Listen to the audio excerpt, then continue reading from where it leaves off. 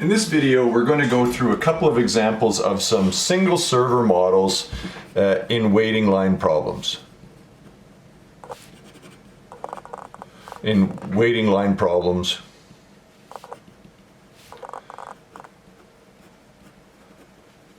Or queuing problems.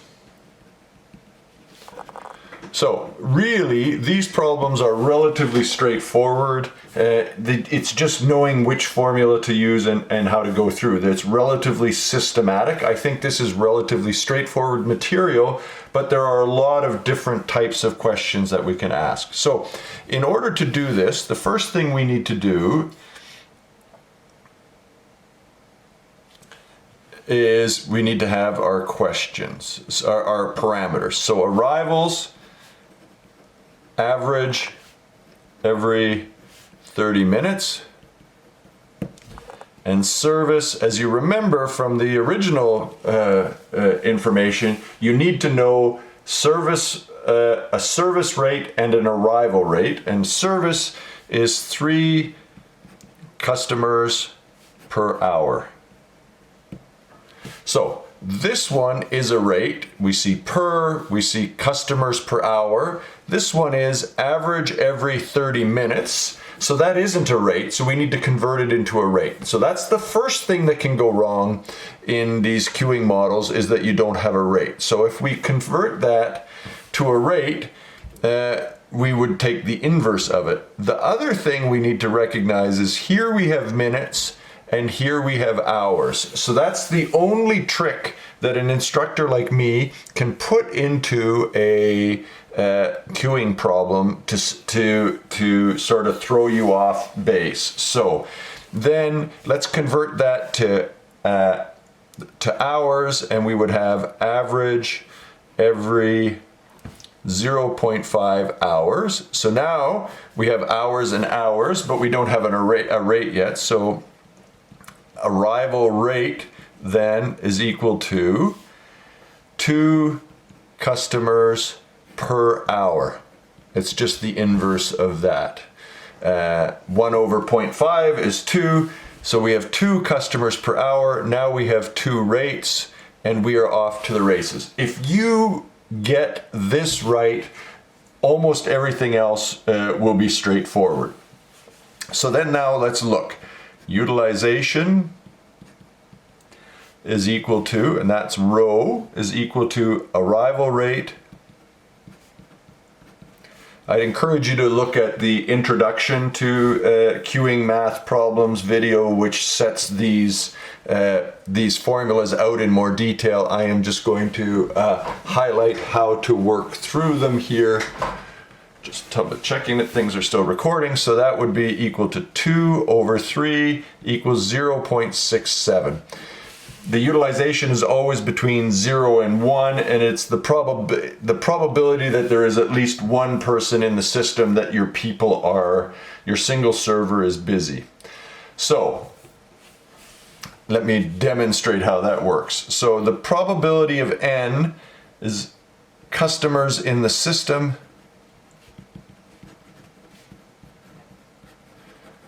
and it's equal to 1 minus rho times rho to the n. So let's work through that, if you will. So the probability that there is 0 in the system is equal to 1 minus 0.67, 0.67 to the 0, and that's equal to 0.33. It's essentially 0.67. So this is the probability that there is at least 1, that's what the utilization is. So the probability that there is 0, because there has to be at least 1 or 0, is 0.33. So the probability of 1 is equal to 1 minus 0.67. 0.67 to the 1 is equal to 0.33.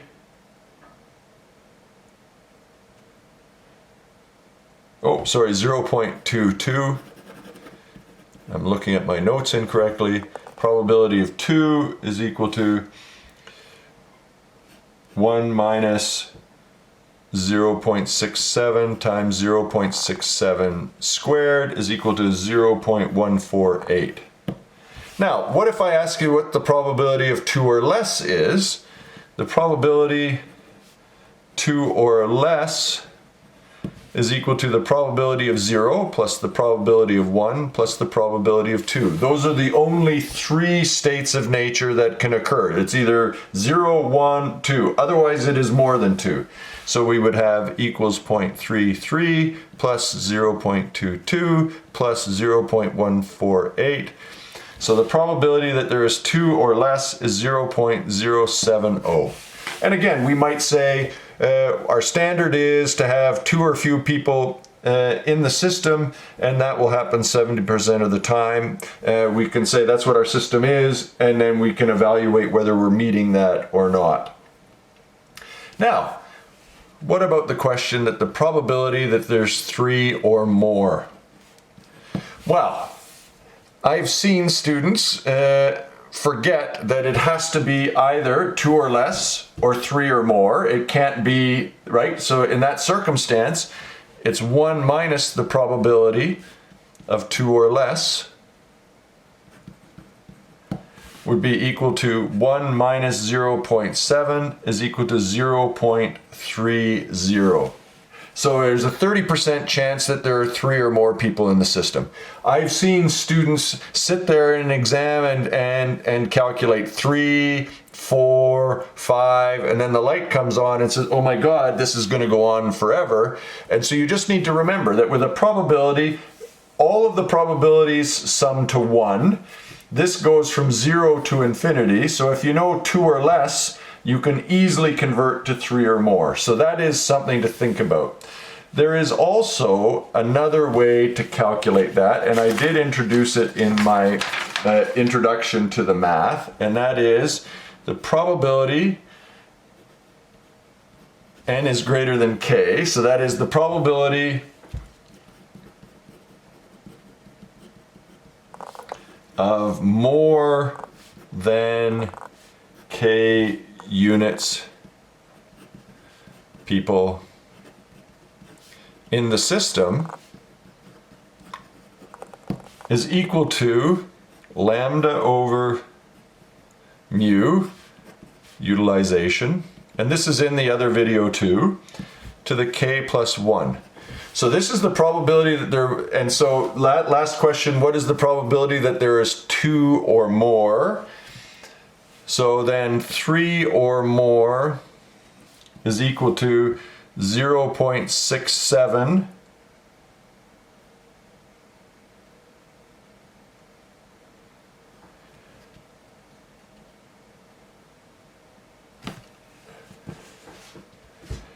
to 2 plus 1, because this is 3 or more and this is more than k, so it's more than 2. So 2 plus 1 is equal to 0.30. So there are 2 ways of calculating that. So now let's go through some of the just general quick calculations that can come out of queuing theory. Average number of people in system is equal to L is equal to lambda over mu minus lambda is equal to 2 minus 3 minus 2 divided by 3 minus 2 is equal to 2. So the average number of people in the system is 2. Average number of people in line is equal to LQ. LQ is equal to L times rho, or utilization, is equal to 0.67 times 2 is equal to 1.34. In this case, you will do fractions, you don't round out. I understand that there can't be 1.34 people in line, but this is an average. There will never be 1.34 people in line, but it is an average that you can expect over time. Then the next one is time in system, and that's W. W is equal to 1 minus mu, 1 divided by mu minus lambda which is equal to 1 over 3 minus 2, I'm struggling with that, is equal to 1 hour. So on average, people are in the system for an hour. Average time in line, WQ. WQ is equal to rho times W is equal to 0.67 times 1 equals 0.67. So on average, they wait for 2/3 of an hour or 40 minutes. And so, again, these calculations are relatively straightforward. Once you know arrival rate and service rate, the other questions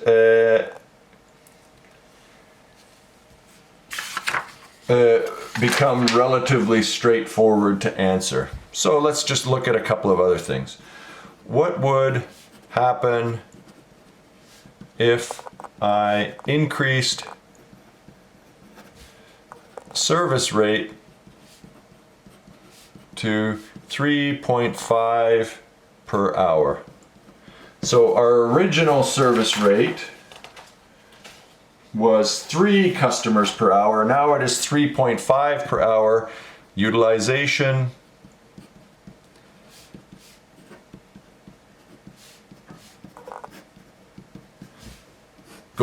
goes down because we're servicing customers more quickly. They're arriving at the same rate. So the probability of having no one in the system goes up to 0.43. And so because we're serving people faster, they're more likely to be no one in the system. But that also means that people in the system, L is equal to 2 over 3.5 minus 2 is equal to 1.33. The number of people in the system is down. The number of people in the queue goes down.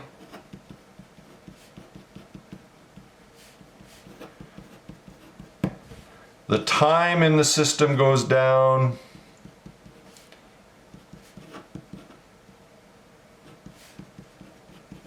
So remember that used to be an hour, now it's 40 minutes. And WQ is equal to 0.57 times 0.67 or 40 minutes equals 22.8 minutes. So that very small increase in the service rate dramatically reduced by almost half the amount of time, that people would have to wait in line. So let's look at another question here. What if I want time in system no longer than 30 minutes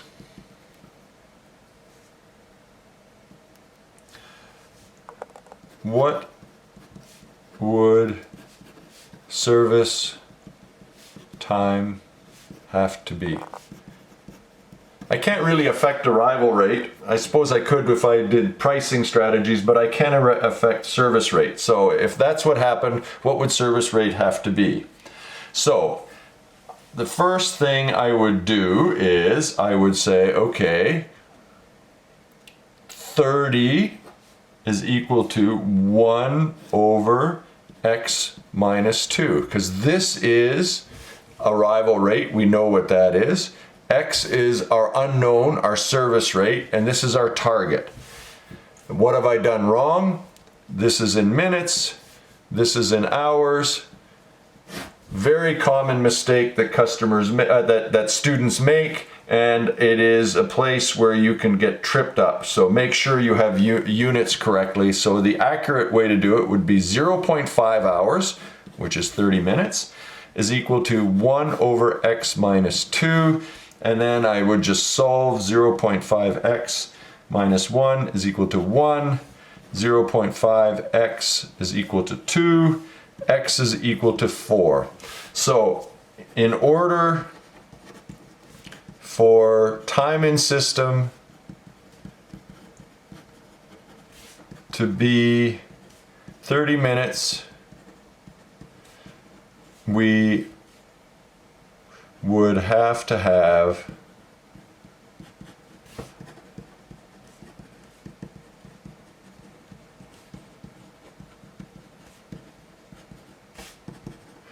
increase service rate to 4 per hour. So that's sort of the basic kinds of manipulations. Let's go through one more quick example here. Example 2.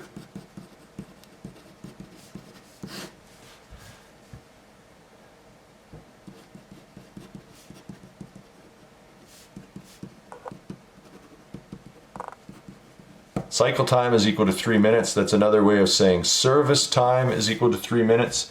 Arrivals equals 19 customers per hour. We need to turn that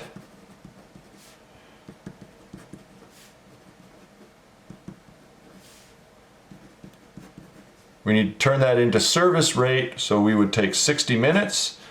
Average of 3 is equal to 20 customers per hour, right? Because we did 60 minutes per hour divided by 3 minutes per customer, we would get a rate of 20 customers per hour. And then our utilization is equal to 19 over 20 equals 95%. So in that circumstance, our utilization is quite high. We're generally happy when our utilization is high, but we have to also consider when our utilization is high, our lines will get longer. So our service level decreases. So in this circumstance, utilization, in some circumstances we want it high, but not in all circumstances. So let's go through number of people in system. L is equal to lambda over mu minus lambda equals 19 over 20 minus 19 equals 19. LQ is equal to utilization times L is equal to 0.95 times 19 equals 18.05. So because our utilization is so high, we end up with a lot of people in the line. Time in system, W equals mu lambda over mu minus lambda. Sorry, that was L. This is 1 equals 1 over 20 minus 19 equals 1 hour. So on average, people who come in get in line, even though it takes us 3 minutes to serve them on average, they're in the system for an hour. That is the cost of the high service rate. WQ is equal to rho times W is equal to 0.95 times 1 equals 0.95 hours. So service is relatively quick, but because we don't have a lot of spare capacity and we don't know the rate at which people, we don't know exactly when people will arrive, people spend about 0.95 of an hour waiting in line. We have to decide then if that's acceptable, and we need to then increase the service rate if we want to decrease that wait time. So the last thing I want to do here is say, well, go back to the distribution of service time. So what is the probability that service takes 3 minutes or less? And so the probability that actual time is less than or equal to target time is equal to 1 minus E, which is a constant, to the negative mu t. I would play with this with your computer a little bit. I usually calculate this, then do this, because you don't always get the brackets exactly right, the order of operations. And then I'd calculate this, and then the whole thing, just to be sure that I get it right. So mu remains 20 per hour. That is our service.